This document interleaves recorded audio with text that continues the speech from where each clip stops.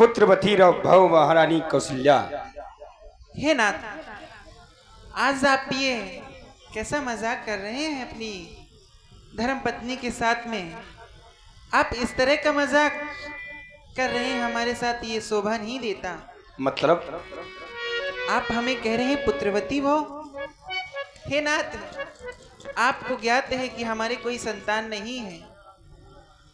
आपका ये कहने का कारण क्या है? और आज आपका ये जो मुखार बिंदु है ये पुष्प की भांति खिला हुआ है, इसका कारण क्या है? महारानी कौशल्या, प्यासे हुए को जब शरीर मिल जाता है तो वो प्रसन्न होता है। हमारे कोई संतान नहीं थी, रात दरबार में बैठा हुआ था, अचानक गिलानी हुई कोई पुत्र नहीं है, आगे का वंश कैसे बढ़ेगा। मैं गुरुदेव भगवान के पास पहुंच गया। मैंने अपना निज दुख और सुख गुरुदेव भगवान को सुनाया। क्या राजा दशरथ के बाद अयोध्या की कहानी समाप्त हो जाएगी? पता है गुरुदेव भगवान ने क्या कहा? क्या कहा नाथ? कहा, राजा दशरथ, तुम एक पुत्र की कामना लेकर के हमारे समीप में आए हो।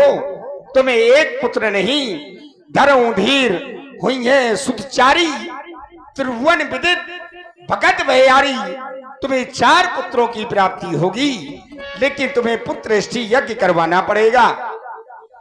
ब्रह्मांडक ऋषि जी के पुत्र श्रृंगी ऋषि जी को बुलवाया गया। पुत्रेष्टि यज्ञ कार्य संपन्न हुआ। अग्नि भगवान प्रकट हुए और उन्होंने मुझे ये प्रसाद दिया। बोले जाकर के अपनी समस्त रानियों में वितरित कर देना, जिससे तुम्हें 4 पुत्रों की प्राप्ति होगी। स्वामी, मन में विचार किया कि आपने पुत्रेष्टि यज्ञ करवाया। यज्ञ में राजा और रानी दोनों का होना अति आवश्यक है। आप तो पहुंच गए, हम तीनों बहनों में से किसी को नहीं ले गए। यज्ञ पूर्ण कैसे हो गया नाथ? आज महारानी कौशल्या ने राजा दशरथ को फांसने का काम कर लिया, तर्क का विषय बनाया। उनका पूछना सही है, क्योंकि बिना पत्नी की आहुति कभी पूर्ण नहीं होती। महारानी कौशल्या, तुमने जो प्रश्न किया है ये प्रश्न तुम्हारा बड़ा ही उत्तम है, क्योंकि जब कोई यज्ञ होता है तो उसमें राजा रानी का होना अनिवार्य होता है।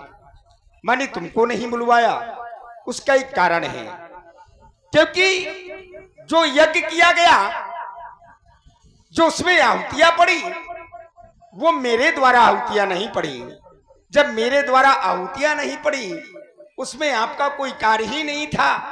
भगत सहित मुनि आहुत दीनी, जो संत थे, ऋषि थे, ये आहुतियां उनके द्वारा ही दी गई हैं। हमारे द्वारा कोई आहुति नहीं दी गई, पूर्ण आहुति भी उन्हीं के द्वारा दी गई। नाथ, आपने कहा भगत सहित, तो भगत तो आप ही हुए ना, क्योंकि आप तो मन में विचार करके गए थे कि गुरु जी के पास जाएंगे तो कुछ उपाय बताएंगे जिससे पुत्र प्राप्त हो, तो भगत तो आप ही हुए ना। वहां पर भगत मैं नहीं हूं, भगत मेरे लिए नहीं कहा गया। वहां पर जो भगति का अर्थ है, पत्नी के रूप में जो वहां पर स्थापित किया गया है, वहां पर भक्ति को स्थापित किया गया। नहीं, देखिए, अर्थ ये है, भगत सहित मुनि आहुत दीन है। भगत रूप में आप वहां पर हैं, जिनके निमित्त ये यज्ञ हो रहा है। आहुति मुनियों ने दी है, सीधा सीधा इसका अर्थ है। बिना रानी के, वहां पर रानी जो थी व्यास जी, यहाँ पर जो भगति का जो गूढ़ अर्थ है, बिना राजा रानी के यज्ञ पूर्ण नहीं होता। मैंने आपको नहीं बुलवाया, कारण है गुरु सदन से सीधे श्रृंगी ऋषि को बुलवाया। यज्ञ स्थल पर पहुंचा। जब कहते हैं कि किसी की कोई अगर नारी ना हो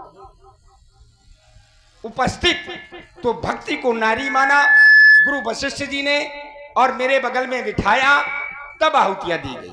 इसका अर्थ ये है, भगत सहित। तो आहुति किसने दी? देखिए, भगत सहित मुनि आहुत दीने। हाँ बिल्कुल। क्या आपने आहुतियां दी ना?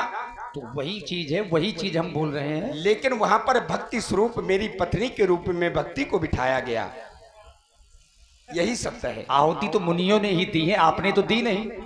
बिना आपके निमित्त यज्ञ किया जा रहा है, आहुतियां मुनि दे रहे हैं। देखिए व्यास जी, पुत्र भगत सहित मुनि आहुत दीन है। एक क्रम है, हर यज्ञ के अपने अपने नियम होते हैं। यज्ञ के नियम भी होते हैं, क्रम भी होते हैं कि जो बालक होता है, पुत्र होता है, तो वो नारियों को होता है। सही ठीक है। है?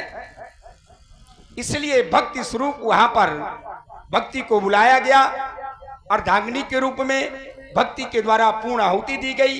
बाकी जितनी आहुतियां थी अग्नि भगवान को प्रकट करने के लिए मुनियों के द्वारा दी तो गई। महाराज जी, ये जो प्रसाद दिया गया है, बिल्कुल इनका काम मेरी करना है। रानी सुनो, आज तुम भी प्रसन्न हो जाओगी।